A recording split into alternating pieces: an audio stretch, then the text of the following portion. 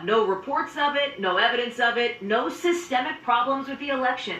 In fact, it's proceeding exactly as expected, with ballots being counted legitimately. Some allies arguing the president's alarmist rhetoric is not helping. Do you think there's widespread fraud? Do you actually think that? I haven't seen any evidence of it. And again, I don't think it helps his case. Campaign advisors are publicly portraying optimism, but the route to 270 electoral votes runs through Pennsylvania only if the president can hang on to his lead there, and Arizona only if he can overtake Biden's lead there. Behind the scenes, anxiety too about the razor-thin margin in Georgia. Still, if the president loses, only a hypothetical at this point, his former chief of staff suggests this won't be the last of President Trump in the political arena. I would absolutely expect the president to stay involved in politics and would absolutely put him on the short list of people who are likely to run in 2024. When we see the president in the briefing room in a matter of minutes, it'll be his first on-camera appearance since late on election night, when he prematurely and incorrectly claimed victory despite millions of ballots still unaccounted for. It's not clear if Well, that the vote counting at the Philadelphia Convention Center was not letting observers get close enough. The counting stopped for less than an hour, then resumed when Philadelphia appealed to the state Supreme Court. But elsewhere, it was a day of setbacks and retreats. Republicans withdrew a lawsuit in the face of likely defeat, challenging Montgomery County, Pennsylvania's pre-screening of mail ballots. And judges ruled against Trump lawsuits over handling of mail ballots in two separate cases in Michigan and Georgia. In Nevada, the Trump campaign said it found evidence that mail ballots were sent to people who no longer live in the state or were dead. We firmly believe that there are many voters in this group of mail-in people that are not proper voters. But how many? From where? Those announcing the lawsuit today offered no specifics or proof. We will continue the pressure on them too. Thank you very much. Election law experts say the time to make this kind of legal claim is before the votes are counted. That's because once ballots are separated from their envelopes, there's no way to tell who they came from.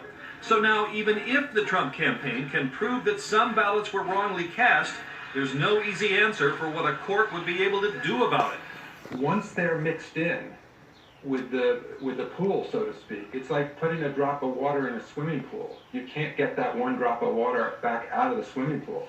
Pete, what about recounts as the Below 100,000 votes, but still holding. All mail-in and absentee ballots.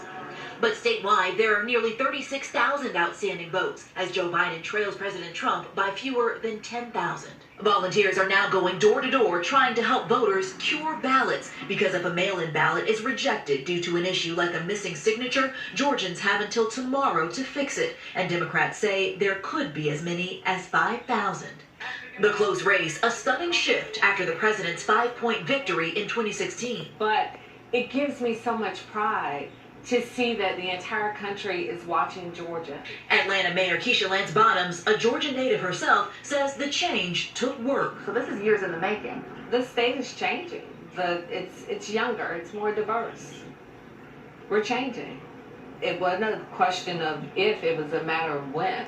And as for the final count, state officials are hoping for tonight, but not ruling out sometime tomorrow or later. Clark County, home to Las Vegas, and 70% of the state's active voters released just 14,000 votes today. Our goal here in Clark County is not to count fast.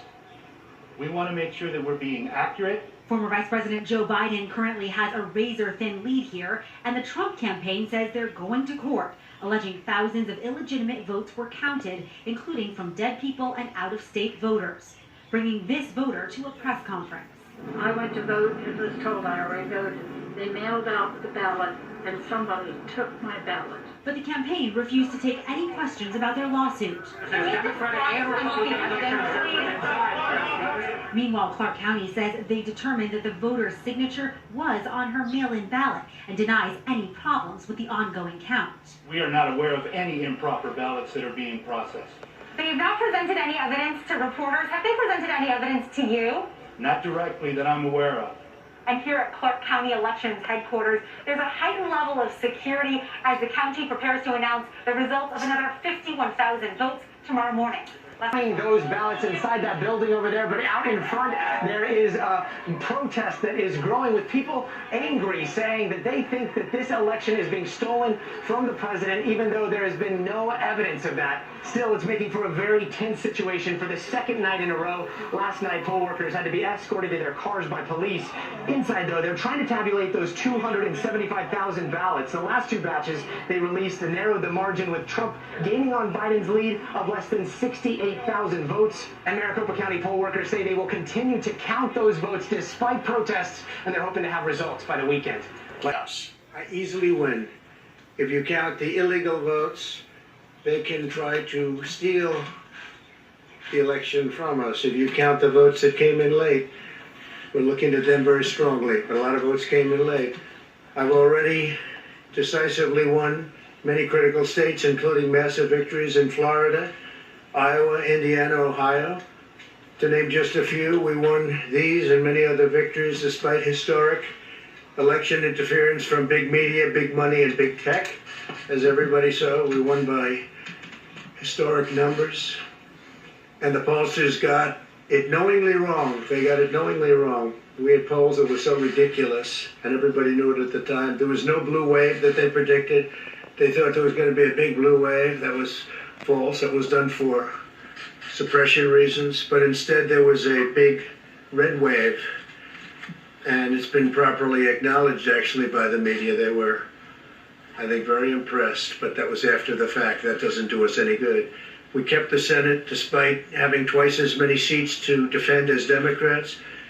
And in a really much more competitive states, we did a fantastic job with the Senate. I think we're very proud of what's happened there. We had many more seats to defend. They spent almost $200 million on Senate races in South Carolina and Kentucky alone, 2 races, and hundreds of millions of dollars overall against us. At the national level, our opponents' major donors were Wall Street bankers and special interests. Our major donors were police officers, farmers, everyday citizens. Yet for the first time ever, we lost 0 races in the House. I was talking to Kevin McCarthy today. He said he couldn't believe it. 0 races, very unusual thing, 0. And actually won many new seats with, I think, many more on the way. This was also the year of the Republican woman. More Republican women were elected to Congress than ever before. That's a great achievement.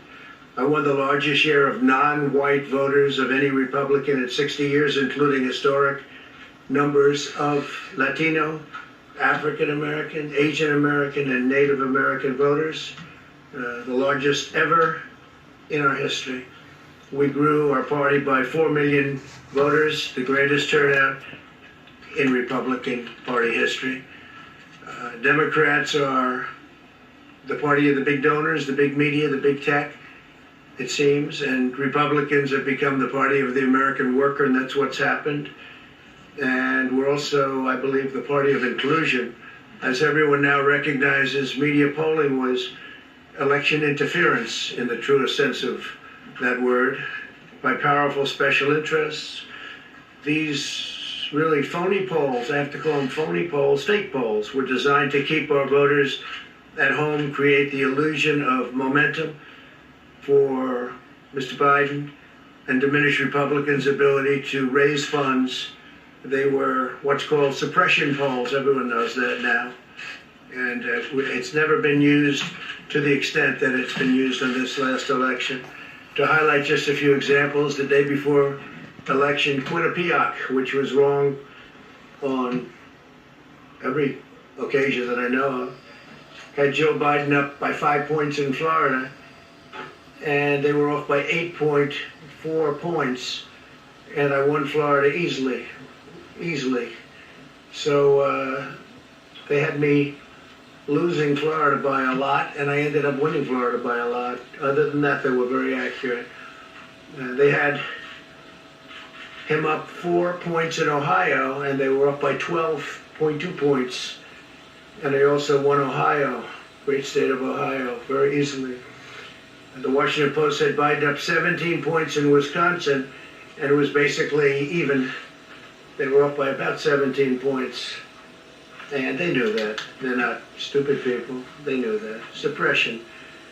There are now only a few states yet to be decided in the presidential race. The voting apparatus of those states are run in all cases by Democrats. We were winning in all the key locations by a lot, actually. And then our numbers started miraculously getting whittled away in secret. And they wouldn't allow legally permissible observers. We went to court in a couple of instances, and we were able to get the observers put in. And when the observers got there, they wanted them 60, 70 feet away, 80 feet, 100 feet away, or outside the building to observe people inside the building.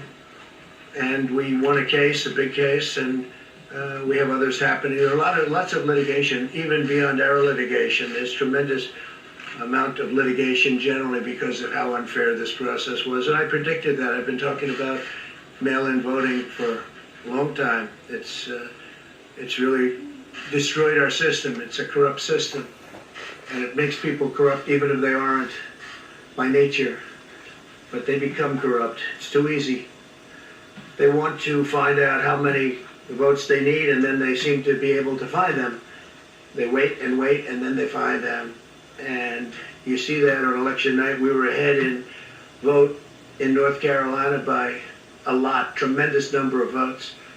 And we're still ahead by a lot, but not as many, because they're finding ballots all of a sudden. Oh, we have some mail-in ballots. It's amazing how those mail-in ballots are so one-sided, too. I know that it's supposed to be to the advantage of the Democrats, but in all cases, they're so one-sided.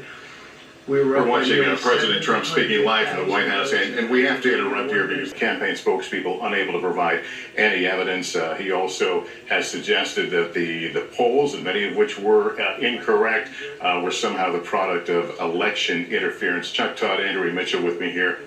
Hate to cut away from the president, but look, he's trying to set a narrative. And he's even admitting that it was a narrative he was beginning to set before the election. Remember, I've been talking about these mail-in votes. This was clearly going to be a strategy, or at least he's sort of presenting it that way on that front. But I also think he's trying to accomplish something else here. He's trying to project a little bit of strength within the Republican Party. He began by trying to talk about all of the successes down the ballot, and I found that to be almost a reminder to the Republican Party, hey, how come you don't have my back? He didn't say it that way, but he's looking for Republican help beyond his loyalists here, and I think that's clearly what he's trying to do. So he's trying to paint this false picture of how the election counts go.